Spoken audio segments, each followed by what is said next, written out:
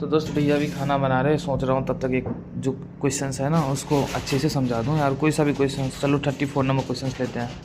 इसमें बोल रहा है, देखो क्वेश्चंस को देख के ना आपके दिमाग में प्रोसेसिंग हो जाना चाहिए। देखो यहाँ पे हमें वॉल्यूम कांस्टेंट दिख गया। जब ये वॉल्यूम कांस्टेंट दिखे और पूछा क्या है, चेंज इन इंटरनल एनर्जी पूछा है। इंटरनल एनर्जी कितना होता है, डेल्टा यू होता है। ठीक है भाई, ये मेरे से पूछा है। ठीक है, अब मास दिया है, टेम्परेचर डिफरेंस दिया है, तो m और डेल्टा टी कहाँ आता है? ये वाला फार्मूला हम कहीं ना कहीं यहाँ पढ़ते हैं, q बराबर एम एस डेल्टा टी।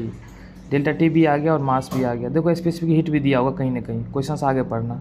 ये देखो यहाँ दिया हुआ है ना, तो आपको q यहाँ से निकल जाएगा। ठीक है, और डेल्टा u निकालना है। डेल्टा u क्या होता है सो बताओ। हमने जब थर्मोडायनामिक्स का फर्स्ट लॉ पढ़ा था तो वहाँ पर पढ़े थे ना, q बराबर डेल्टा u प्लस डब्लू। तो डेल्टा यू निकालना है, क्यू भी निकल जाएगा, इससे सब डाटा दे रखा है ना। अब डब्लू निकालना है। अब देखो ना, यहाँ पे वॉल्यूम कांस्टेंट दिया है। जब ये वॉल्यूम कांस्टेंट देता है, वॉल्यूम कांस्टेंट मतलब क्या हो जाएगा, वॉल्यूम कांस्टेंट है ना, तो डेल वी कांस्टेंट है। ठीक है, वी कांस्टेंट है। ओके, तो पी इंस डेल्टा वी क्या होता है, वर्क डन होता है। जब ये कांस्टेंट है तो ये जीरो हो गया, जीरो गुने पी कितना हो गया, जीरो, तो वर्क डन कितना हो जाएगा, जीरो हो जाएगा। तो ये भी जीरो आ गया, है ना। तो डेल्टा यू बराबर क्या हो जाएगा, क्यू।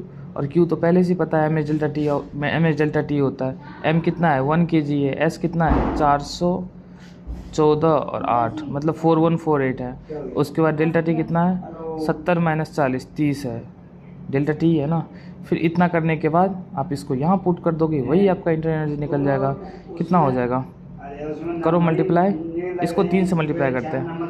8 3 24 के 4 हाथ में 2, 4 3 12 13 14 के 4 हाथ में 1 3 1 4 और 4 3 12 और 0। ये आंसर हो जाएगा 1 2 4 वाला। 1 2 4 तो यहीं दिख रहा है, इसका आंसर थर्ड हो जाएगा। तो ये सब क्वेश्चंस ना काफ़ी आसान होते हैं। आपको कुछ कुछ टर्म दिख जाएंगे ना, आप सारे क्वेश्चन बना सकते हो। ठीक है।